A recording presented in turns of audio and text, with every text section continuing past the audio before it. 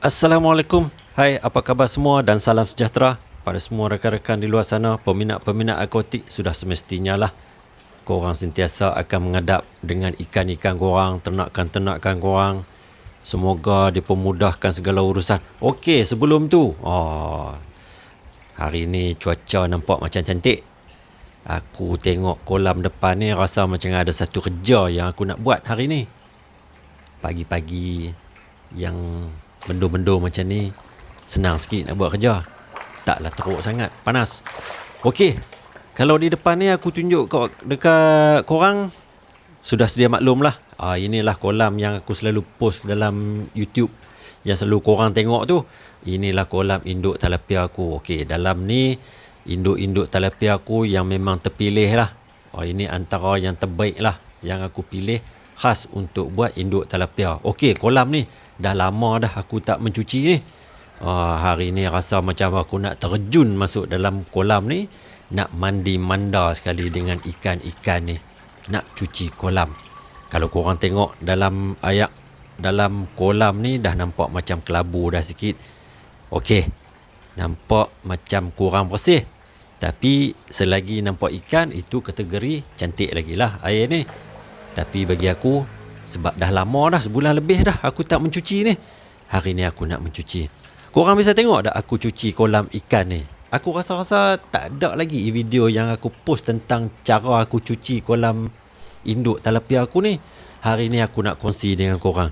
Jom aku bawa korang, aku nak share dengan korang cara aku mencuci kolam induk tilapia aku ni. Okey, sebelum nak mencuci tu, aku kenalah cabut dulu piping yang untuk filter aku ni. Sistem filter yang aku buat ni, korang boleh tengok dalam video aku yang lalu lah. Aku ada tunjuk contoh aku buat filter ni, mudah dan ringkas. Okey, sekarang ni aku kena tahan satu penapis. Manalah tahu kalau ada anak-anak benih ikan yang tersangkut, termasuk di dalam piping tu, aku dapat tahan dan aku dapat selamatlah anak-anak ikan tu daripada hanyut begitu saja. Okey, sekarang ni lupa lagi satu. Lagi satu suis aku lupa tutup. Nasib baik aku teringat. Suis ni untuk mini pump aku lah, yang kecil tu 25 watt. Aku sajalah buat efek sikit dengan menggunakan pump ni dalam kolam ni, untuk menjadikan air tu supaya macam ada efek-efek berombak-ombak sikit. Aku menggunakan pump 25 watt tu. Okey, orang tempat aku cakap kena sintin seluak lah. Inilah sintin seluak. Sintin seluak tu maksudnya macam gulung ni lah yang aku tunjuk ni. Tadi cakap nak terjun dalam kolam, mana boleh bro tu. Terjun dalam kolam, jiran kiri kanan, takkan nak pakai kentola masuk dalam kolam tu, kantoi nanti. Nak pijak lantai kolam ni, kenalah berhati-hati sikit sebab berlumut dan licin. Okey, sementara menunggu air tu keluar, aku kena buang dululah perumah-perumah induk tilapia ni. Ada di setiap penjuru.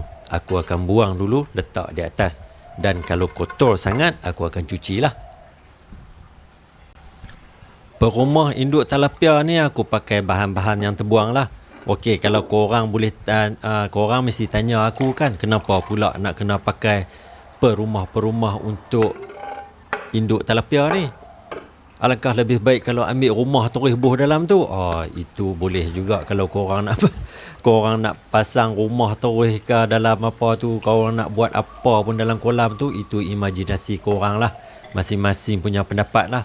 Okey, macam aku ni kadang-kadang tempayan buruk ni, tempayan hak pecah-pecah ni pun aku kutit, aku bubuh lah dalam ni sebagai perumah untuk induk tilapia ni. Sebenarnya untuk induk tilapia ni kena pakai juga perumah-perumah yang macam ni, ataupun korang boleh buat dekor-dekor sikit lah. Induk tilapia pun kena juga ada rumah, senang sikit. Jadi cepatlah untuk mendapatkan pembenihan tu. Kalau korang nak tengok, okey, cara aku set up untuk induk tilapia ni, kolam induk tilapia, okey, korang boleh tengok video aku yang lalu, ada aku post. Okey, kalau korang tengok di sini, inilah sistem filter yang aku gunakan untuk kolam induk tilapia aku ni. Hanya satu besen dan sedikit daya kreativiti sikit, dan dapat korang tengok sendirilah di dalam ni betapa banyaknya kotoran yang tersangkut di dalam tu. Secara sejatan lah aku menggunakan sistem yang macam ni. Tapi dulu kalau nak dikongsikan di sini, aku pernah dulu diketawakan dengan membuat sistem macam ni. Tapi akhirnya ada juga yang hantar WhatsApp dekat aku, okey, sistem macam ni boleh pakai juga, sebar ringkas dan mudahlah untuk mencuci. Jadi aku rasa berbaloi lah dengan apa yang aku buat ni, sebab aku tengok dalam YouTube pun banyak juga style-style untuk buat sistem filter ni, dan ada macam-macam lah. Tapi aku punya style sistem filter aku ni macam ni lah, sebar ringkas. Okey, Bruce, di keliling kolam ni semestinya lah, kalau dah lebih daripada sebulan ni, nampaknya macam biasalah, penuh dengan lumut-lumut dan kekotoran di dinding-dinding kolam tu. Jadi aku menggunakan brus ni lah. Brus ni kalau korang tengok dekat kedai hardware tu, dia sangkut lah. Selalunya brus-brus yang macam ni orang guna untuk brus bilik kecil, tapi aku menggunakan untuk kolam. Tapi aku taklah menggunakan daripada bilik kecil itu aku cuci kolam ni. Aku dah buat lah standby ni untuk cuci kolam punya.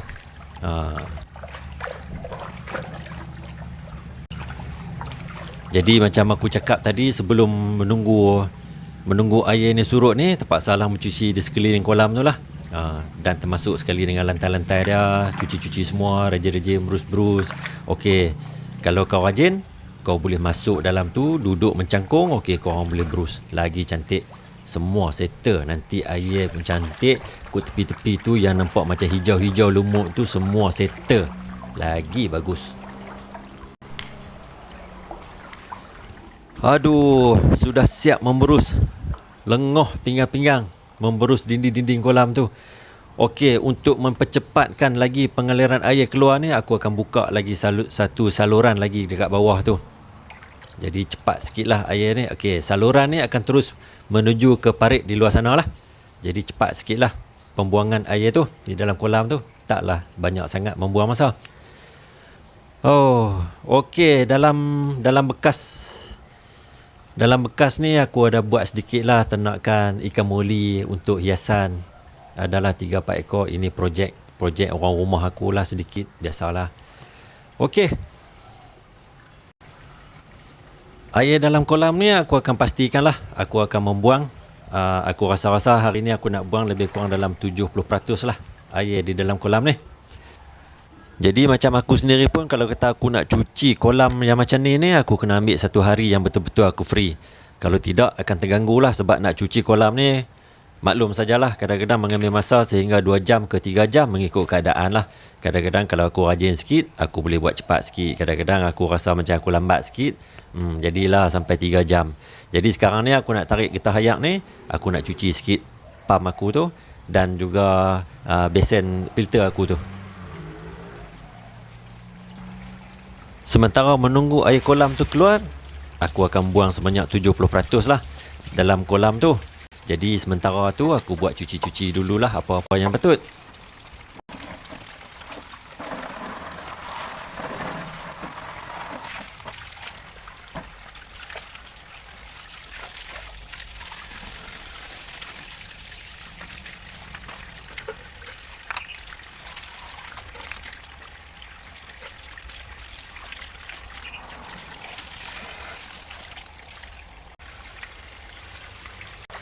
Air cucian ni akan mengalir melalui satu lubang lah, menuju terus ke parit di hadapan rumah tu. Okey, dah siap mencuci. Air dalam kolam pun banyak lagi yang nak kena buang, kena tunggu dululah. Jadi sebelum tu boleh rehat dulu sementara menunggu air tu surut. Okey. Nampaknya perkena roti dengan kacang dululah. Boleh juga relax-relax sementara menunggu kolam tu. Kacang, roti terbaik. Jangan sampai terlena pula. Rasanya dah okey dah tu, paras air tu. Air dah banyak dah yang dibuang. Jom kita tengok. Okey, macam aku cakap tadi, aku nak membuang air di dalam kolam ni sebanyak 70%. Jadi daripada sukatan yang aku tengok dekat dinding kolam ni, nampaknya betul lah 70%. Jadi aku akan tutup balik lah saluran utama di dalam kolam ni.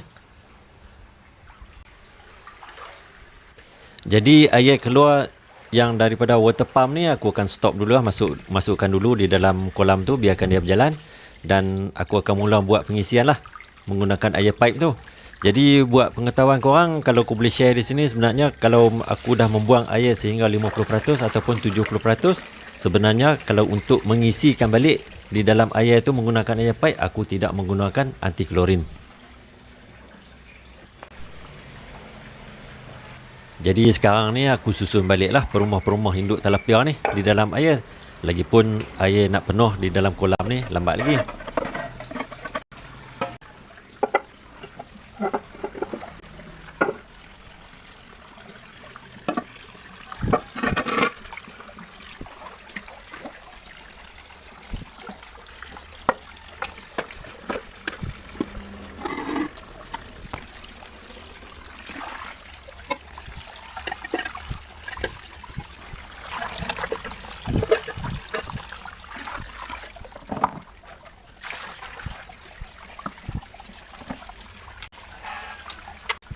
Okey, sekarang ni aku pasang baliklah filter yang aku buka tadi tu.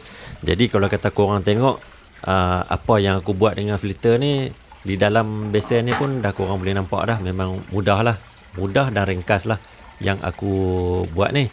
Jadi kalau kata korang nak untuk lebih detail video mengenai filter kolam ikan ni, okey, aku akan share link dekat bawah ruangan komen tu. Okey, korang boleh tengok kalau korang berminat untuk menggunakan filter yang macam aku ni. Tengok, mudah saja filter ni. Tak ada masalah. Korang nak, kalau nak buat cucian tu, korang tak payah punggah macam-macam di dalam tu. Macam ni saja aku buat. Cubalah dulu. Aku rasa confirm korang akan berkenan sistem yang macam ni. Aku recommend 100%.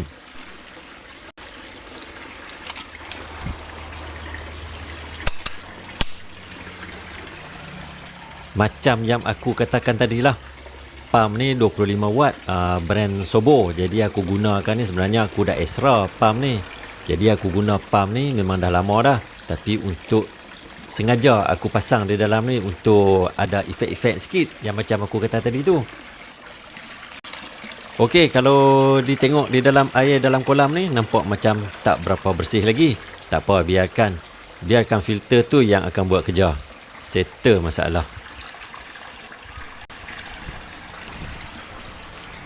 Okey, kerja pun dah hampir siap. Hanya sekarang ni aku cuma menunggu air dalam kolam tu penuh.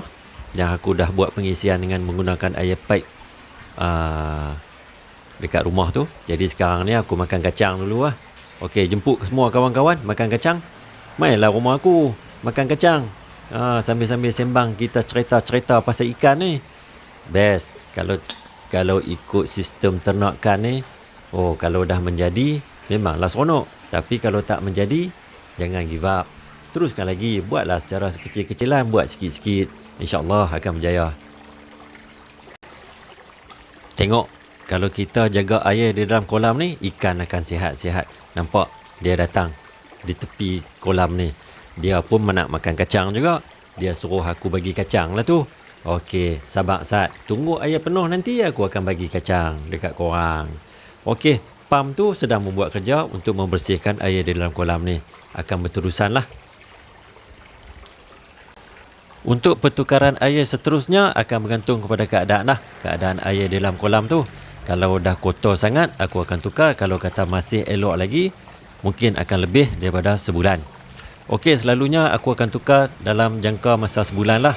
Tapi kalau dah kotor sangat, tidak menentu juga. Kadang-kadang dalam masa 2 minggu ataupun 3 minggu, aku akan tukar juga. Okey, air dalam kolam pun dah penuh. Aku rasa setakat ni dululah perkongsian aku pada video kali ini. Okey, korang boleh bantu aku dengan satu like dan satu subscribe. Sekiranya korang ada komen, ada idea, korang boleh tulis dekat ruangan komen dekat bawah. Okey, semoga kita jumpa lagi di lain masa, di lain video. Aku ucapkan banyak-banyak terima kasih kepada yang sudi menonton video aku ni. Dan channel aku ni banyak korang support. Okey, semoga kita jumpa lagi. Assalamualaikum.